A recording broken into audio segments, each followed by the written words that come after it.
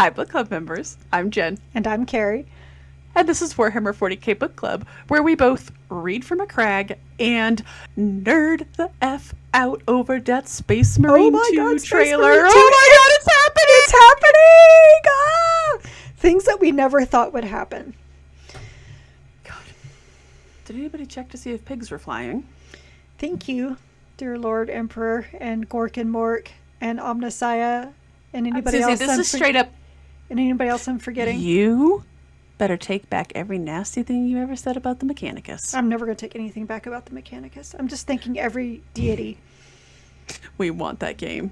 And this reeks of Mechanicus. This reeks of like Belisarian Call. Like, ooh, that game that everybody really liked that nobody's talked about for like 10 years. We could bring that back. I have a feeling what happened is that someone at Focus Interactive loved the fuck out of that game. And when it finally time came up that they could try to get the rights to it, they were just like, by the way, you know how we've been doing really well with like our Warhammer 40k franchise, with this thing called, Gothic Armada people seem to like, and people did like the Necromunda. Have you ever heard of a little game called Space Marine? And everybody in the room went, Marine. Like and then everybody else back in 2011 at E3, that's what got half of the Warhammer 40k book club interested in Warhammer 40k in the first place. So therefore, that's exactly the conversation that happened. Yes. So therefore, and then somebody from marketing leaned forward and very quietly said, Titus did nothing wrong. And then someone else said, that's right, he did nothing wrong. Right, he did nothing wrong. Bobby would forgive him. Anyways, we're a little late tonight because we are losing it over the Space Marine 2 trailer. What if Robbie Bobby's in the game? I might actually pass out. My blue ultramarine colored vapors. They're going to have to give him a new company, though. Because he can't be captain of the second. That's true. Kato Sicarius is captain of the first. Or second. Second, yes. He would have put up with that. Because Titus was so... Anyways, so excited. Focusing. Hey! Focus Entertainment. Anyways, been a long day, y'all. This is episode number 65, in which we are talking about Gobbo's Revenge by Mike Brooks. This was a wonderful little holiday read that we decided to do because this is a crazy time of year, you guys. And it tells the story of Fingwit, a grot who rises to become... We wanted a Christmas story, and this is as close to a Christmas story as we're ever going to get, unless we ever get one about Sanguinala. And for the record, this is not the Star Wars Christmas special. It's excellent. Although there are Star Wars references in it. There is a Star Wars reference. Oh, there's 3. There's a few of them. So, tonight we're doing something a little different because this is a shorter book. We did not post questions on our website, really, which we usually do at WH40kbookclub.com. And we usually we still encourage everyone to participate in this conversation via Twitter, YouTube, it has nothing to do with the fact site. That Jen forgot. Well, it's such a short book. Like, look, it's a really fun book, but there's not a lot thematically going on here. There's really not a lot of discussion points, really, aside from I'll kick it off. Did you like the book? Horrors. How could you not like a story about a grot rising to lead the glorious revolution? I can tell you who wouldn't like it. Hitler. That's probably true. Stalin. Pol Pot. Other monsters of history. They probably wouldn't have been up their alley. That's true. It's a good thing they couldn't read it. They wouldn't have had good reviews for it. No, they would not have. But it's just, look, Mike Brooks, I kind of had a feeling... He has a gift. He does. And I had a feeling when we read Brutal Cunning, I was like, oh, this guy is very comfortable with, this type of just off the wall, over the top, soccer hooligan in space sense of humor. this pretty much sealed it. I wonder That if- was not just like a one-time thing. I wonder if it's because he sings in a punk band, because that seems to kind of go hand in hand, because you kind of like let anything goes in punk, and it's kind of what these guys do.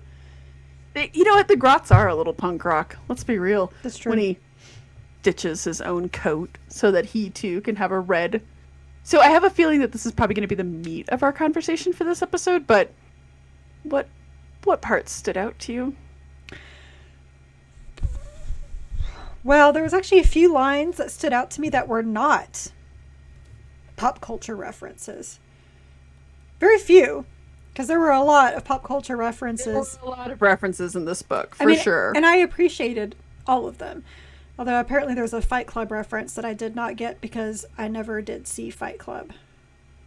Okay, so maybe I'm just reading way too much into this, but at one point, if you've read this book, at one point, it's the captain, I think, when they're storming the bridge, shoots at I want to call him Fizzgig, Fingwit. It is not the Dark Crystal. He shoots at Fingwit, and his ear is bleeding, and he goes, "Ow! You hit me in the ear!" I always kind of imagine a certain voice for actually kind of like Iago, Gilbert Gottfried. I always kind of imagine them talking a little bit like Iago from Aladdin. And in that line, I read it in perfect Brad Pitt ease. Hit me in the ear. Why the ear? Well, maybe it was. I mean, I don't know. I could be reading too much into it, but that was immediately I was like. So here's the lines that got me that were not pop culture references. And watch me say them, and Jen's like, that's from this movie. Why didn't you see that one like 30 years ago? Anyway. However, as the mech himself had often declared, the difference between theory and results was a zogload of swearing. I love that. I loved that. Oh, the whole conversation of, how red ones go faster? Is that why humies bleed so easily? That was great. That was wonderful. So there is a short story. It's an audio story by Alec Worley in the Necromunda. No, not in Necromunda, sorry. In Varangantua. There's an ogre, or an ogryn in there, who has a bullet in his head, so occasionally he'll suddenly be like, oh, here's a philosophical thing. I always like that trope when, like, the stereotypically dumb characters go onto this. That struck me particularly in my heart, because I was like, oh, they're trying to be, like, deep and philosophical. Do you think that's why the blood comes out so quick? I mean, it kind of makes sense to me. It kind of does. I got a good chuckle. And then this lovely bit. Fire was a bit like squigs. It was useful. It was funny. And under the right circumstances, you only needed a little to make a lot more. I loved that. I mean... Oh, and this one. Firing a shooter was practically a prayer to Gork and Mork in any case, usually. Please let this hit the gets us sort of pointed it at. Love that. Like, you know what? That's actually absolutely. That's kind of how I play shooters in video games, to be honest. Well, it made me think of it with Uthak Blackhawk when he's like, "Amen's for cowards." Yes. Oh my god. That's definitely orky. Yep. I still think, because we wanted to read this for the holidays, right? This was our Christmas book. The now I got a big shooter. Heh heh heh. You referenced the greatest Christmas movie ever made, Die Hard. I pretty much sold this book to me forever. I mean, I was already laughing at the fact that his boss was named Claus. Claus. All right, we're doing heavy on the nose, and which is fine with me. You know what, though? You know that, and here's the thing about this, is that had this been an Imperial Guard story, I think I would have found it off-putting. Yes, but it's the orcs.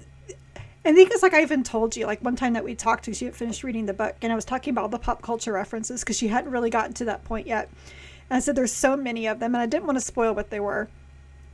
But I said, but the thing about it is that he does it in such a way that it doesn't feel out of place. Like it totally feels like something that these grots would say. Like 100%. Hold on to your butts. To which I cackled out loud. Cackled, yes. Laughed very hard at that because it's just funny. Like, and it was, but you know what? It was the perfect moment when he's sitting there trying to to hotwire the doors. Yeah. Perfect moment for that. I mean, Jurassic Park. Like I said, everything the pop culture references fit. Right. To the point, like, even if you didn't get the pop culture references, they were still pretty damn funny. They were really funny. And again, it's just a really cute little story.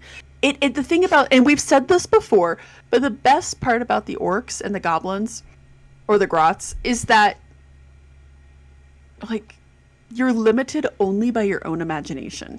Because they're so ridiculous and they're so over the top. You could have an orc named Claus wearing all red with his white face squigs, and you're like, this all tracks. It does.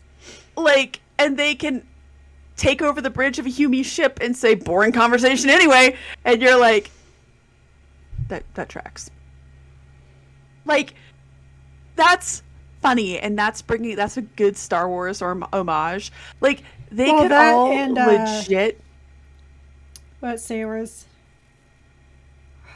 the other big star was? Oh, when he shot point blank into the controls, like, that should hold him. And they're like, why would you do that? That's stupid. Kind of analyzing everything any Star Wars fan has ever said about that scene. He's like, well, it just seems right? Right.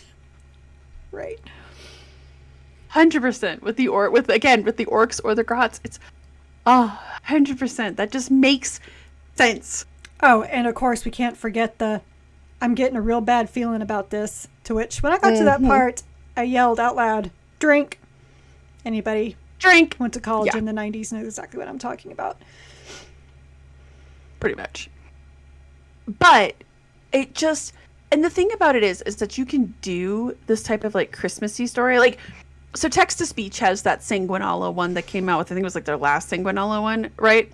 What have you done with their Celestine? Funny, cute, but if you were to try to turn that into a real story, it would feel kind of weird. Do you know who could pull off this type of campy? There's literally only one other character who could pull this off, and it'd be Caiaphas Cain. That's true. They could have that would be so amazing if they did, like, because my favorite version of A Christmas Carol is the George C. Scott version with General Patton as Scrooge. It's my favorite version. I don't think I've seen this one. It's from the 70s. I love it. Oh, wow. It's the I have to best find one. this. Because George C. Scott is 100% Scrooge. Like, I don't think he had to act for that movie. But it was so well done. You could do that with Caiaphas Cain. And I would love to see him actually as... It would be kind of amazing. Because then he could go back. The Ghost of Christmas Past could show him all the times he had with Amberly. And anyways, you could do that. But anything else than that, it would have been kind of, like, forced and weird. You can do this wonderful... And it wasn't, like, totally on the nose Christmassy. Because it is ultimately about... You know what? Just really saying, you couldn't really do a Christmas Carol with Caiaphas Cain. You could do? It's a Wonderful Life. Had you never been sent to the regiment? Oh my god. I got something there, don't I? You do actually have something there, but I can just imagine, look, Caiaphas, every time a bell rings... Anyways, a blood angel comes down to see us. Like, nobody wants that. No, by the way, wants that. They wouldn't know about this, but every time a bell rings, a blood angel gets cured of the black rage. Oh, see, that's a whole lot. That's just sweet. Makes it sweet. And you still need to watch Angels of Death so we can discuss the black rage scene. I'm sorry. But it worked, and it was also because he managed to combine a Christmas story with what is essentially a quasi-communist hero. When they started talking about the Glorious Revolution, right? All I could think of the whole time was "Grots of this ship, unite!" Like, this is just funny. And it's perfect because, like, you start thinking about like communist grots. Yeah, after a sense, right? Maybe not like in the pure, like the Tao vision of like we're all very peaceful. No, not quite like that. But in their minds, right? I absolutely love the concept of it. And honestly, was it more, I would say like more Marxist, right? Because wasn't his thing like workers of the world unite? So that's pretty much the Grots were, right? They're pretty much they're really underpaid workers. Idea. Well, the really funny thing about it too is that, and we've seen this now we saw this in Brutal Cutting, and we saw it in the Gazkul Thraka book, where they just kind of accept their place in the world. Right. Like, well, no, orcs don't listen to grots, and we're basically like cannon fodder for them, even though we do everything for them.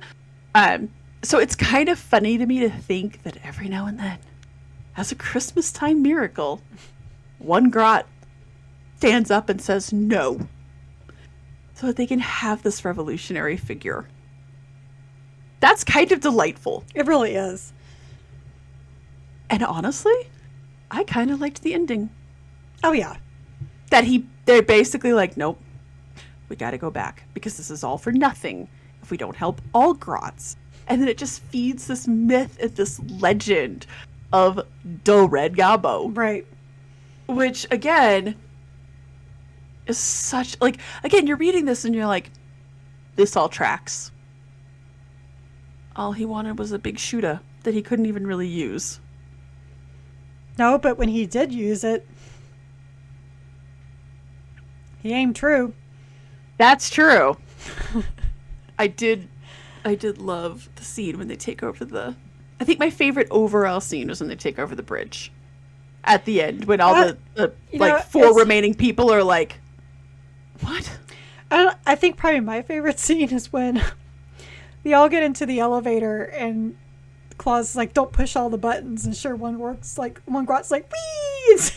All the buttons. Well, it reminded me of that scene in Elf when he does all the woo. Isn't that pretty?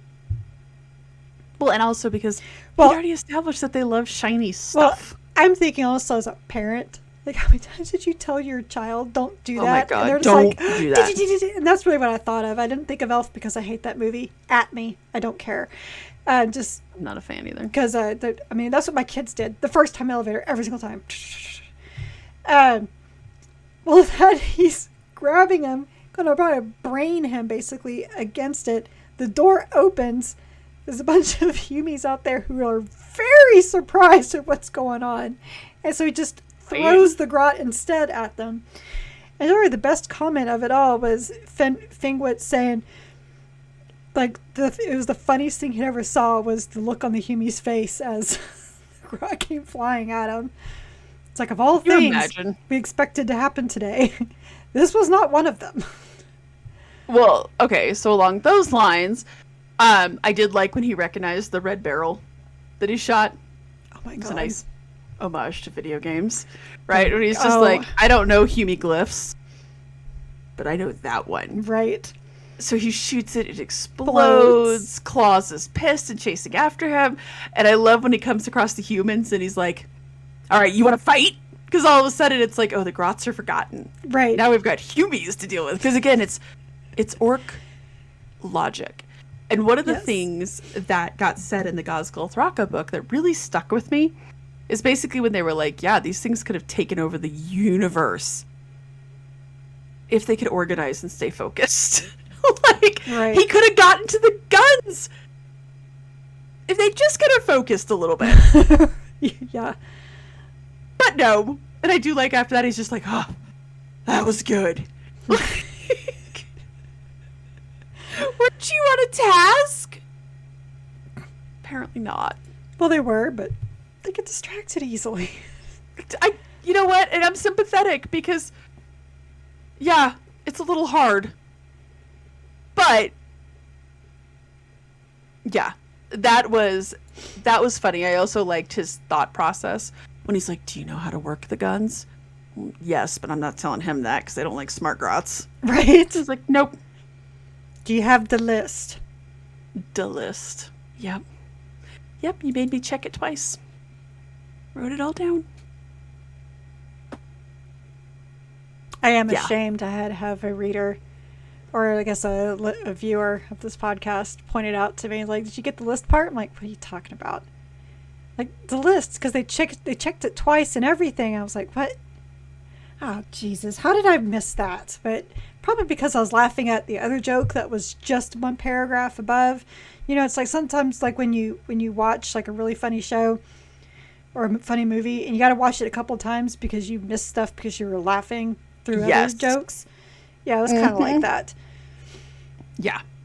I will say the first time that we saw Tropic Thunder, we saw it in the theater.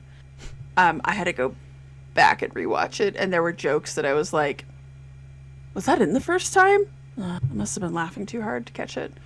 It was kind of that way for me with like the first time I saw Avengers or Thor Ragnarok or Guardians of the Galaxy. Oh my gosh.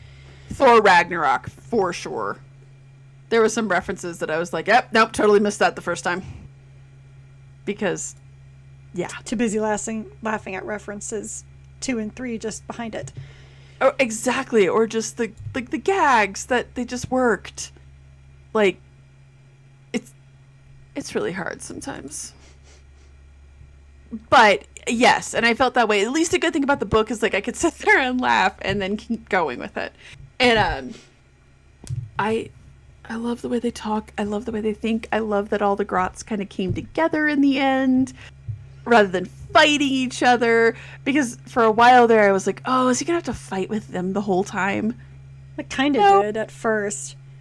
Right. At first. And then he didn't. And I loved when, what's his face, when he opens the door. Because he's like, you're not in charge of everything.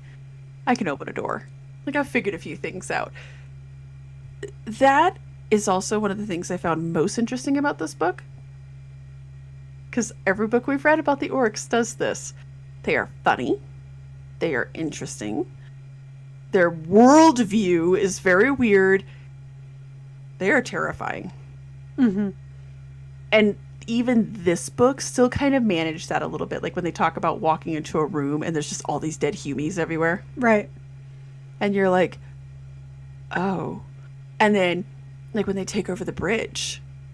Again, I know that I say this a lot, but of all the ignoble ways to die. Bunch of grots. An upstart grot that thinks he's leading the glorious revolution takes over your ship. You know what surprises everything? And none of those people on the bridge thought that anyone was going to get in, for one. Two, it'd be a bunch of grots. They'd probably heard of orcs. Right. They had no idea what grots were. And part of me wonders that they just like, they all look the same. Like, is this the same thing? Like, do they think it's the same thing as an orc? Well, I mean, the orcs made that joke about humies too, right? They talked about how they all look, they couldn't tell them apart. They all look the same. You gotta look for like the logos on their uniforms. Right. And I was like, well, yeah, I mean, y'all kind of look the same, except by, you know, what parts of your body are you missing? Have been replaced by mechanical parts, and how big you are. Right. I did like that when he kind of mentions that again. He's just like, it's really weird how like sometimes it's not even the biggest guys that lead them. Like, why would you listen to somebody if they weren't going to kill you? Well, you know, it's like one of my favorite orc logic things that Uthax had in Brutal Cunning was if you don't want people to steal your stuff, why do you got to make it all so shiny? Like, oh my God, yes. You know, it's just like, if you want people to take your stuff, then don't make it so pretty. It's like, well, you put it that way. Okay. Right. All of a sudden you're like, I mean, I hadn't thought of it that way before, but okay, I can kind of see where you're coming from here. Kind of. I don't know. When they're not being terrifying, orc philosophy is great. Oh, orc philosophy is great.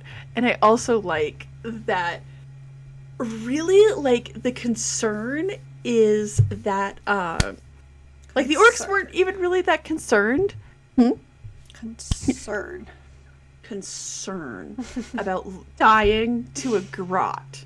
Not necessarily a humie, but definitely to the grots. Like, that whole thing. And I actually find it oddly fascinating how how rigid, I guess is the word I'm looking for, their culture is. Definitely spelled with a K. Well, yeah. And probably not a U at the end. No. There's definitely a CH No, in I'm there sorry, too. not a E. I didn't mean U. I meant not an E at the end. But I think you were with me on that. I was. Definitely a KULCHUR sort of culture. Because probably two R's. Culture. Maybe. Probably. Yeah.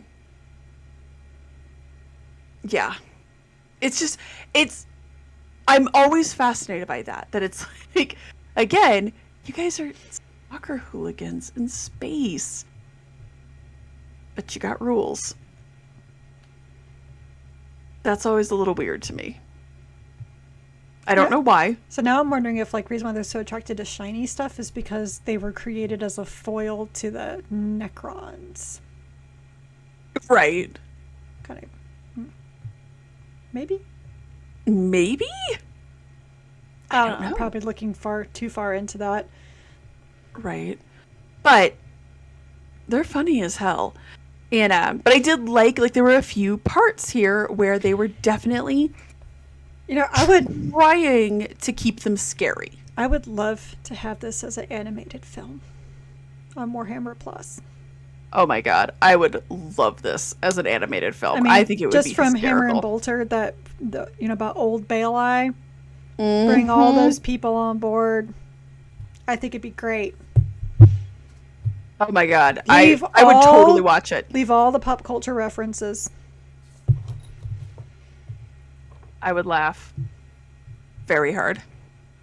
But again, it just works. Yeah, and I don't know I don't know what else to say about it other than, holy cow, this all just worked. Okay, I got something else to say about it. If you haven't picked this up, whether you got it in audiobook, I don't know if it's audiobook form, but for ebook or whatever, just do it. Yeah. Unless you hate humor and fun. If you hate humor and fun, then don't do it. Yeah, then don't do that if you're not into humor or fun. And look, here's the thing about it. It's a super short read. Yeah. Which I would have actually, if I hadn't been so tired when I started reading it, I would have finished this in one sitting. So let's see, how many pages is it actually in the hardback? It is 107 pages. So that's a real fast read. Real fast read. And the print is big, so it's 107 pages with microscopic print. So right.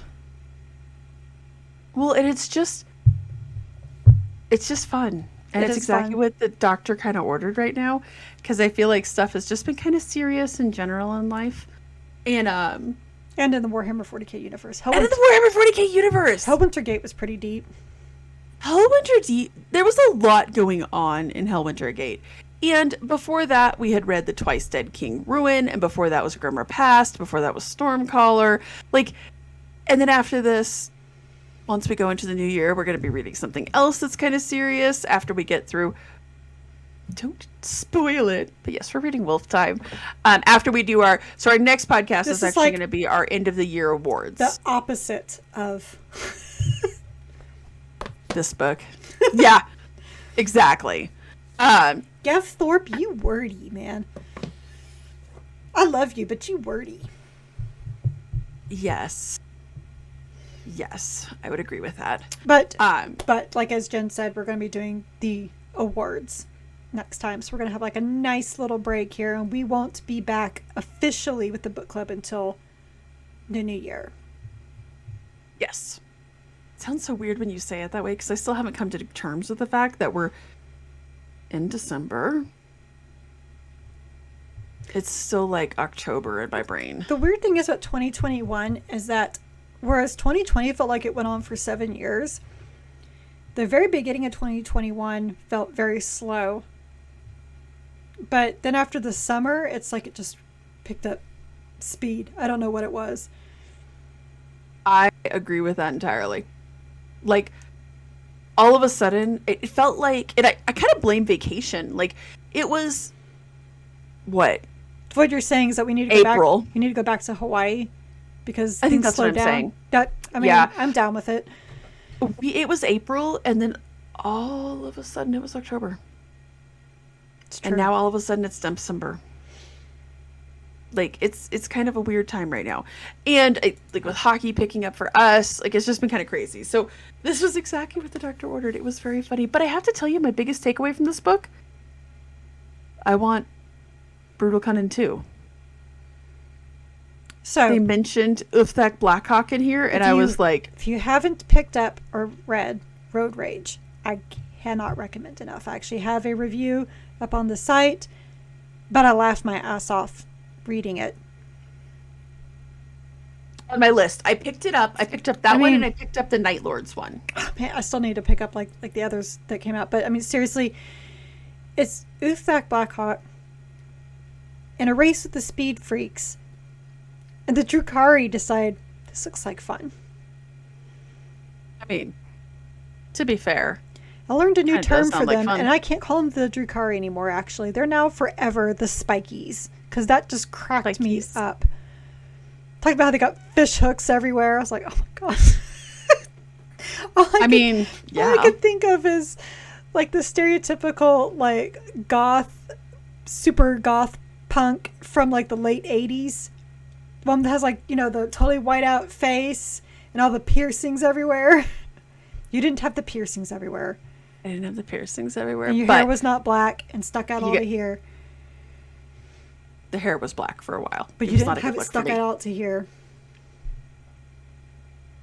Or did you? Oh, kinda. You guys, that's all coming back. We went to my daughter's band concert the other night, and there was a kid there. I've known this kid since he was like in kindergarten, his twin sisters in the band. He's going through a phase.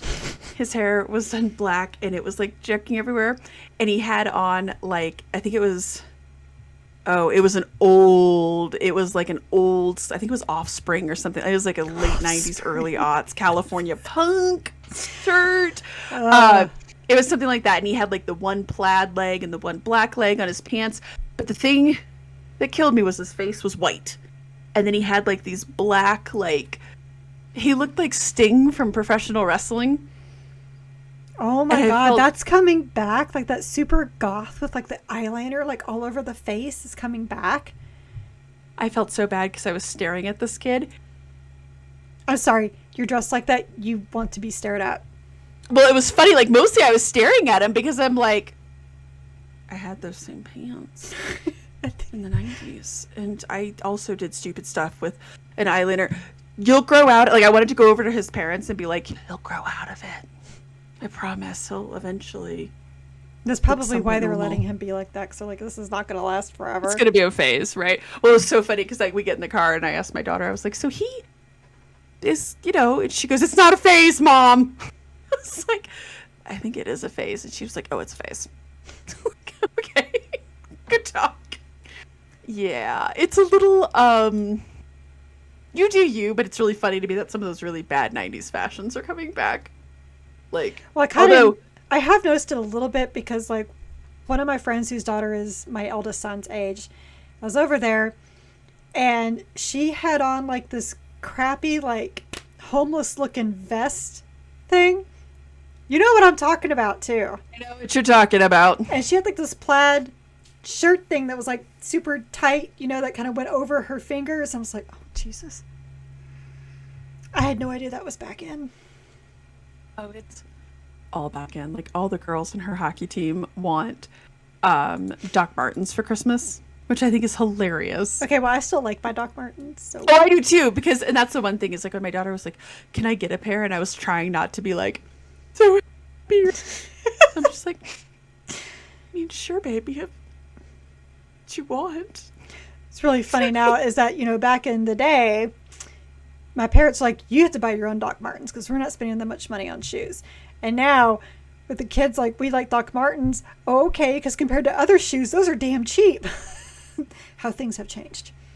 How things have changed. Oh, how the turns have tabled here. I will have to say I'm so happy that my kid, at least so far, fingers crossed, are not sneakerheads.